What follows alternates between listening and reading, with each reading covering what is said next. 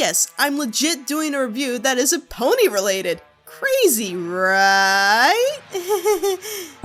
But yeah, it's true. I am hoping to do more reviews on my channel that isn't just pony related. I know that I've not done ponies in a while with my larger previous project of Thunderblight, and traveling a lot, but it's always been in the stars for me that I would one day decide to stretch my boundaries and review more than just my brony stuff I love. And what better way to kickstart something new within the new year? Godzilla, King of the Monsters. Trailer number 2 for 2019. I am a huge Godzilla fan if my first outburst wasn't an indicator. Ever since I was a kid, it was one of those big pop culture movie monsters I enjoyed watching with my father on Sunday mornings, and one of the few destructive movies I could view that was not rated R, a rule that my mother heavily enforced when me and my siblings were foals. For those who've been living under a rock for the past century, don't worry, I got you. Godzilla is a movie monster character that was first released by Toho Studios in 1954 Japan. An awesome creation from the minds of Tomiyuki Tanaka, Ashiro Honda, and Eiji Tsubaraya. And apologies if I didn't say their names right. Godzilla is best described as an enormous, destructive sea monster that was awakened and given powers by nuclear radiation. His existence was portrayed as a metaphor inspired by the terrible incident of the atomic bombs dropped in Japan during World War II. As the franchise gained popularity, including towards the West in America, some stories took on less serious tones, such as making Godzilla be the anti-hero that would defeat other monsters, even battle against pollution and war, the era I was first introduced to. His roar is one of the uniquest sound effects ever known in sci-fi fantasy, and yet ironically the basis of the sound comes from a rubber glove being stroked along the strings of a contrabass, recorded and then played back in reverse.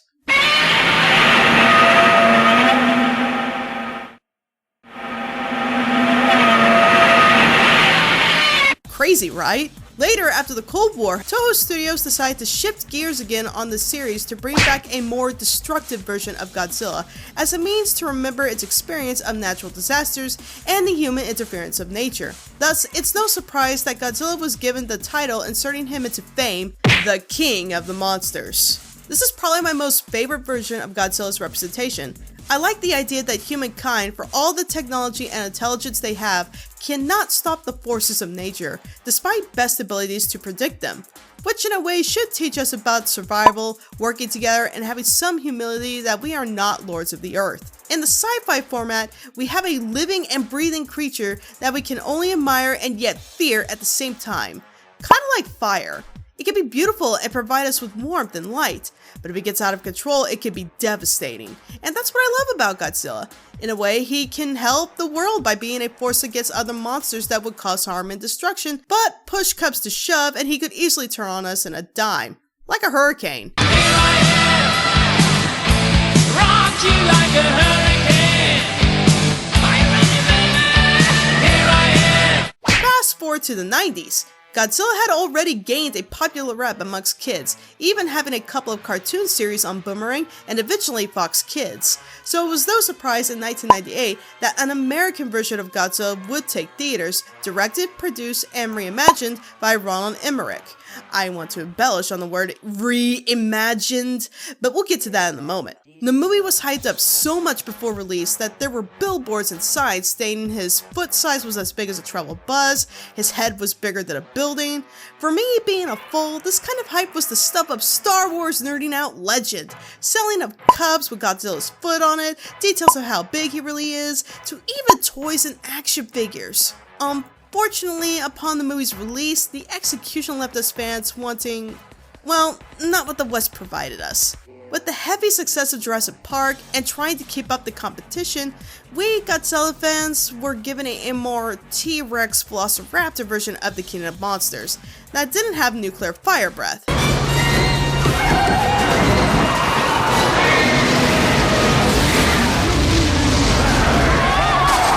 No, we don't count this. That's cars and gas flying in the air. In fact, the monster design of this film was so bad that Toho Studios would later ridicule it that the only thing coined from the film was the title Godzilla, but the creature itself, quote, is not Godzilla. Oh, it had the head of an iguana and the limbs of a frog. It would later go down that Toho Films bought rights to the creature design only to use him to take place in Godzilla Final Wars, renaming it Zilla, and then having it immediately destroyed by the original Godzilla monster in less than 1 minute. Don't believe me? I'll leave a link of the scene below in the description. But now we must fast forward to 2014, 16 years later, and the West tries once more at another Godzilla movie. Hey now, wait, this one isn't actually that bad. I mean, granted, it certainly didn't break any wows and yays, but it definitely went in the right direction that Godzilla fans would be happy about. For instance, this one actually looks like the monster we love. His entrance creates tsunamis, he's bigger than the Empire State Building, he breathes nuclear fire breath, hey, we even see him swimming in the ocean at one point. This time, we are given director Gareth Edwards, the same individual who directed Rogue One Star Wars, to take on a reboot of Toho's monster with a live-action Western flair. One of the biggest critiques Edwards would have to address was Toho's complaint about the 1998 version that the Western world could not fathom a creature being able to withstand the forces of their military power. The 2014 Western Godzilla version takes this statement and throws it back with a newly created monster for him to go up against, pinned up head to head, displaying scenes of massive amounts of destruction and devastation, and a clear indicator that American military has little to no effect of controlling the situation with their manpower and weapons, other than to pray. Seems like a solid Godzilla film when I describe it, but there's only one problem. We couldn't friggin' see the monsters! Oh yes, here we go!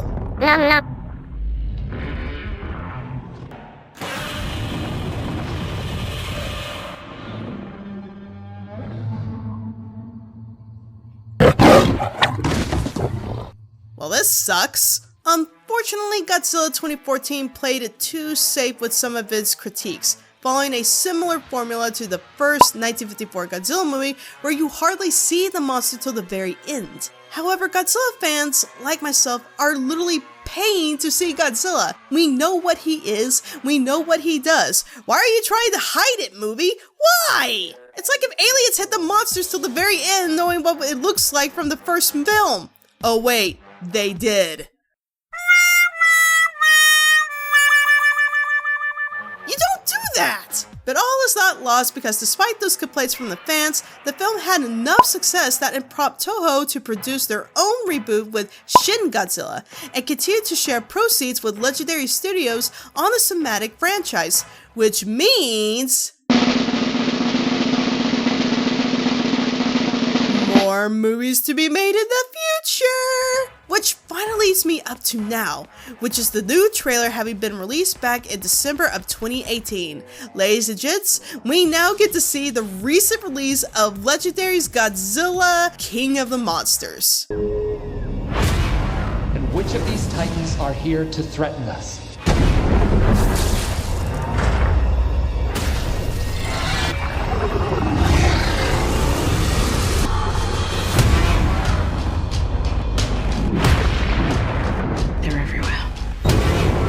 Battling for dominance, a rival alpha to Godzilla. You gotta be kidding.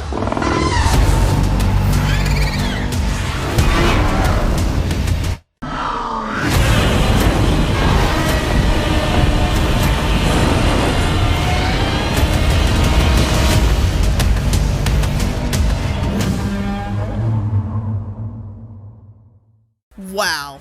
Okay, first impressions aside, we're getting a sneak peek into what kind of monsters will be involved in this film. Not just Godzilla alone, and they aren't even made up monsters either like in the previous film, which honestly they look like Cloverfield knockoffs. Making their first debut into the Western style will be Toho's Rodan, Mothra, and Godzilla's biggest arch nemesis, King Ghidorah. Oh, and hang on! Is it possible that Anguirus could be part of it too? So I'm quite happy to see more variety going on with the film, and more than likely the creators have learned from the first attempt of 2014. I can't honestly foresee how they are going to cut scenes on the monster fights again after getting ridiculed for that in the first place. And with so many monsters on the scene, how can we not have a huge monster battle? My hopes for the film is to simply stay true to Godzilla's roots. The King of Monsters is viewed as a force of nature and destruction that would be considered invincible against human retaliation, and the trailer provides us viewers with amazing and thrilling action, battling against other monsters, and even the elements of human military force with little success. I truly hope a large monster battle will ensue, but I also think it's icing on the cake that we're also going to see some tidbits into the drama and terror being witnessed through the eyes of human cast. The trailer displays not only cities and countries being devastated, but lives lost and people reaching out in desperation to hear if anyone is still alive, giving off the vibe of World Armageddon. If this trailer sticks to the theme it has displayed, then I think we the fans will be in for a wild ride of thrilling and scary moments. I cannot wait for its official release this summer and have high hopes that the franchise will continue on its since first release in Japan in 1954. I am Lightning Bliss. I thank you all for watching. Be sure to like, comment, subscribe. Every little bit helps to support my channel. Keep an eye out for those rainbows. They will make you smile.